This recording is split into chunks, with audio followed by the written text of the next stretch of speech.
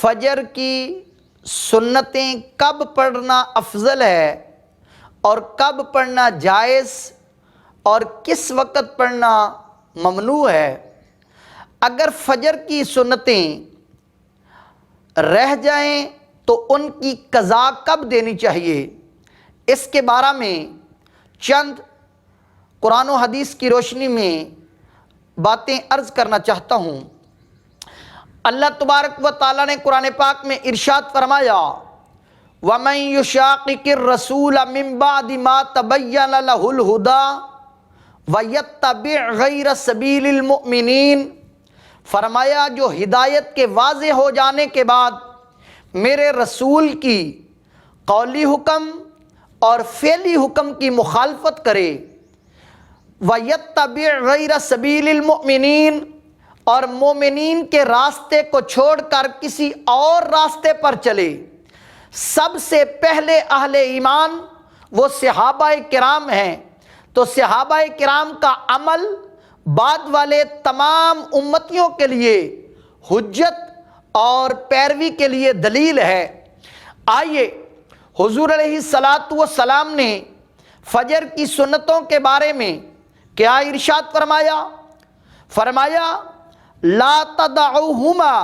فرمایا ان دو سنتوں کو کبھی بھی ترک نہ کرنا،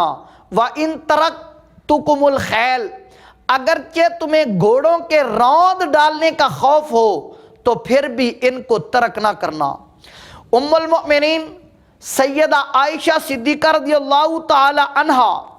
آپ فرماتی ہیں کہ حضور علیہ الصلاۃ والسلام نے نوافل میں سے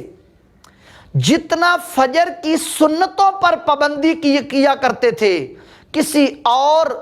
نفل پر اتنی پابندی اور شدت کے ساتھ اس پر ہمیشگی کے ساتھ عمل نہیں کیا کرتے تھے۔ تو ان احادیث کے پیش نظر محدثین فقہا نے ان کو وجوب کے درجے کے قریب قرار دیا ہے کہ فجر کی سنتیں ان کی قضائی بھی ہے، ان کے پڑھنے پر حضور نے ہمیشگی بھی فرمائی ہے، اور ان کو چھوڑنے پر حضور علیہ الصلاۃ والسلام نے تشدیداً بھی فرمایا کہ اگر تمہیں گھوڑوں کے روند ڈالنے کا خوف ہو تو پھر بھی ان کو ترک نہ کرو۔ آئیے سب سے پہلی بات کہ سنتیں گھر میں پڑھ کر آنا، وہ فجر کی سنتیں ہوں یا بقیہ نمازوں کی سنتیں ہوں، ان کو گھر سے پڑھ کر آنا اور فرضوں کے بعد بقیہ نماز گھر میں جا کر پڑھنا، یہ افضل ترین عمل ہے۔ حضور علیہ السلام نے فرمایا افضل صلاۃ المرء فی بیتہ الا المکتوبہ، فرمایا آدمی کی فرض نماز کے علاوہ بقیہ سنتیں اور نوافل گھر میں پڑھنا افضل ترین عبادت ہے۔ تو لہٰذا سرکار کثرت کے ساتھ گھر میں فجر کی سنتیں پڑھ کر تشریف لایا کرتے تھے۔ اب فجر کی نماز سے پہلے سنتیں گھر میں پڑھنا، اور دوسرا عمل ہے کہ جب بندہ نماز کے لیے آئے، آگے نماز جماعت کھڑی ہو گئی تو حضور علیہ السلام کا فرمانا ہے اذا اقیمت الصلاۃ فلا صلاۃ الا المکتوبہ، فرمایا جب نماز کھڑی ہو جائے، اقامت کہہ دی جائے، فلا صلاۃ الا المکتوبہ، فرض نماز کے علاوہ دوسری کوئی نماز نہ پڑھی جائے۔ تو لہٰذا افضل عمل یہ ہے کہ جب فرض نماز کے لیے اقامت کہہ دی جائے تو پھر بندہ فرضوں میں شامل ہو جائے، اس کے بعد بندہ انتظار کرے، سورج طلوع ہونے کے بعد جب مکروہ ٹائم گزر جائے تو پھر فجر کی سنتوں کی قضائی دے، اور فجر کی نماز فرض ادا کرنے کے بعد پڑھنا یہ حضور علیہ الصلاۃ والسلام کی قولی حدیث کے مطابق ممنوع ہے۔ فرمایا تم جب لا صلاۃ بعد الفجر حتی تطلع الشمس، صحیح بخاری اور صحیح مسلم کی متفق علیہ حدیث مبارکہ ہے، فرمایا جب تم فجر کے فرض پڑھ لو فلا صلاۃ، فرمایا جب تک سورج طلوع نہ ہو جائے فجر کے فرضوں کے بعد کوئی نماز نہیں ہے۔ اسی طرح لا صلاۃ بعد العصر حتی تغرب الشمس، فرمایا عصر کے فرض پڑھ لو کہ تو اس کے بعد غروب شمس تک کسی طرح کی کوئی نماز نہیں ہے۔ سجدہ تلاوت اور نماز جنازہ اس سے مستثنا ہے۔ بقیہ فرض نماز، کوئی سنت، نوافل فجر کے فرضوں کے بعد اور عصر کے فرضوں کے بعد پڑھنا حضور کے قولی فرمان کے مطابق ممنوع ہے۔ آئیے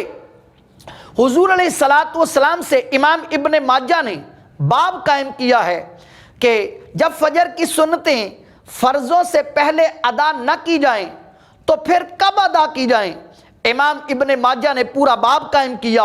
فرمایا حضور علیہ السلام کی ایک دن فجر کی سنتیں رہ گئیں، اس کے بعد سرکار نے فقداہما بعد طلعت الشمس، جب سورج طلوع ہو گیا،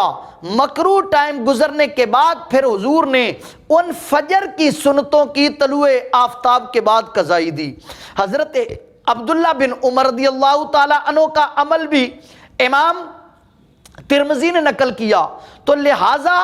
فجر کی سنتیں افضل یہ ہے کہ گھر میں پڑھی جائیں۔ دوسرا عمل کہ جماعت کھڑی ہو جائے تو افضل ترین طریقہ یہ ہے کہ جماعت میں شامل ہو جائے، اور اس کے بعد جب ٹائم گزر جائے، سورج طلوع ہو جائے، مکروہ ٹائم گزرنے کے بعد سنتوں کی قضا دی جائے۔ سنت نبوی اور سنت صحابہ کے ساتھ یہ عمل ہے، افضل ترین عمل یہی ہے۔ اب آئیں کہ کیا اگر ایک آدمی کاروبار کرتا ہے، معاملات کرتا ہے، کھیتی باڑی کرتا ہے، اس کو پتہ ہے کہ میری سنتوں کا ٹائم بعد میں مجھے نہیں ملے گا، تو کیا فجر کی جماعت کھڑی ہو تو اس وقت وہ پیچھے سنتیں ادا کرے تو کیا اس کے لیے جائز ہیں یا نہیں؟ تو صحابہ کرام کا عمل، قرآن نے فرمایا وَيَتَّبِعْ غَيْرَ سَبِيلِ الْمُؤْمِنِينَ، جو مومنین کے راستے کو چھوڑ کر کسی اور راستے پر چلے گا، نُوَلِّهِ مَا تَوَلَّى وَنُصْلِهِ جہنم، ہم اسے جدھر وہ جانا چاہتا ہے پلٹا دیں گے، لیکن اس کا انجام کہ اسے ذلیل و خوار کر کے دوزخ میں ڈال دیا جائے گا۔ آئیے صحابہ کرام کا عمل، حضرت ابو مجلس فرماتے ہیں، امام طحاوی نے شرح معانی الآثار میں اس حدیث کو نقل کیا، حضرت عبداللہ بن عمر اور عبداللہ بن عباس رضی اللہ تعالی عنہم یہ دونوں مسجد شریف میں داخل ہوئے، امام فجر کی نماز پڑھا رہے ہیں، تو حضرت عبداللہ بن عمر سیدھے جماعت میں شامل ہو گئے اور آپ نے فرض ادا کیے جماعت کے ساتھ۔ اس کے بعد آپ وہاں بیٹھے رہے، جب سورج طلوع ہو گیا، مکروہ ٹائم گزر گیا، تو اس کے بعد آپ نے فجر کی 2 سنتیں ادا فرمائیں۔ اور عبداللہ بن عباس رضی اللہ تعالی عنہ، آپ نے پہلے جماعت کھڑی ہے فرضوں کی، آپ نے پہلے 2 سنتیں ادا فرمائیں، اس کے بعد آپ نے جماعت کے ساتھ شمولیت فرمائی۔ اس حدیث مبارکہ سے پتہ چلا کہ فرض ادا کر لیں فجر کے تو سنتوں کی قضائی سورج نکلنے کے بعد ادا کرنا عبداللہ بن عمر اور رسول اللہ صلی اللہ علیہ وسلم کا عمل ہے، اور جماعت کھڑی ہو تو جواز کے لیے اس وقت پیچھے سنتیں پڑھ لینا یہ عبداللہ بن عباس صحابی رسول کا عمل ہے۔ اسی طرح حضرت سیدنا عبداللہ بن مسعود رضی اللہ تعالی عنہ،